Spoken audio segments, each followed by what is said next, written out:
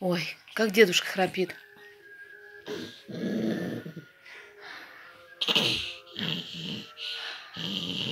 Ой, как страшно.